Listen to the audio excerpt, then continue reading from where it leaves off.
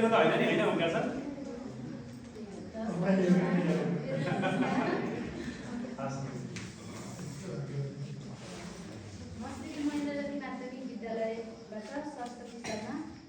हिजोको प्रतिवेदन प्रस्तुत गर्न गइरहेको छु। धेरै कुराहरू छुटेको पनि हुन सक्छन्, कृपया सबैले ध्यानपूर्वक सुनिदिनु होला, यसलाई अन्यथा नलिनु होला।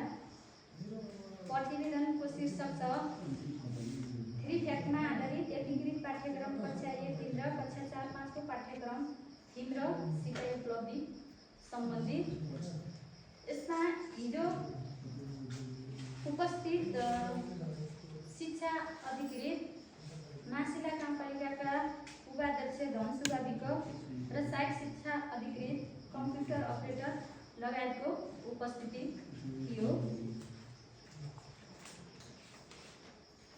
सुरुवाती चरणमा राष्ट्रिय गान सँगसँगै शिक्षा अधिकृतबाट स्वागत मन्तव्य सहित कार्यक्रमको सुरुवात भएको थियो।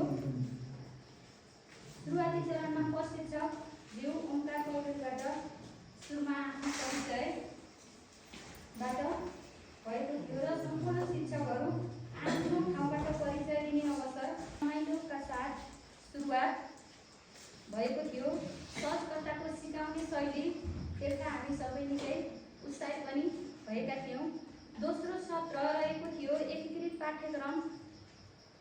यस एकीकृत पाठ्यक्रमको बारेमा प्रशिक्षक ज्यू ओमकार पौडेलबाट विभिन्न 20 वटा प्रश्नका साथ छलफलको चरण सुरु भएको थियो, जसमा एकीकृत पाठ्यक्रम के हो, कहिले स्वीकृत भयो, एकीकृत पाठ्यक्रमको ढाँचा कस्तो छ, कति विद्यालय र कति जिल्लामा लागू भयो, वार्षिक कार्यघण्टा, पाठ्यघण्टा जस्ता विभिन्न प्रश्नहरूमाथि छलफल गर्दै निकै सजिलो तरिकाबाट सहजकर्ताले छलफल गर्दै सिकाउँदै जानुभएको थियो। बीचबीचमा रमाइला कुराहरू, ध्यान आकर्षणका कुराहरू सुनाउँदै आइसिटीको प्रयोग गरी स्लाइड देखाउँदै स्पष्ट पार्दै जानुभयो, जसले गर्दा शिक्षक मित्रहरूको ध्यान आकर्षण र सहजकर्तामा नै थियो। तेस्रो चरणमा कक्षा 4-5 को पाठ्यक्रम मूल्याङ्कन प्रक्रिया के कस्तो रहेको छ, तत्कालै परिमार्जन भएको कक्षा 4-5 को मूल्याङ्कन प्रक्रिया के छ, कसरी गर्ने भन्ने विषयमा पनि प्रशिक्षकज्यूले बताउनु भएको थियो। कक्षा 4-5 को परिमार्जित विद्यार्थी मूल्याङ्कन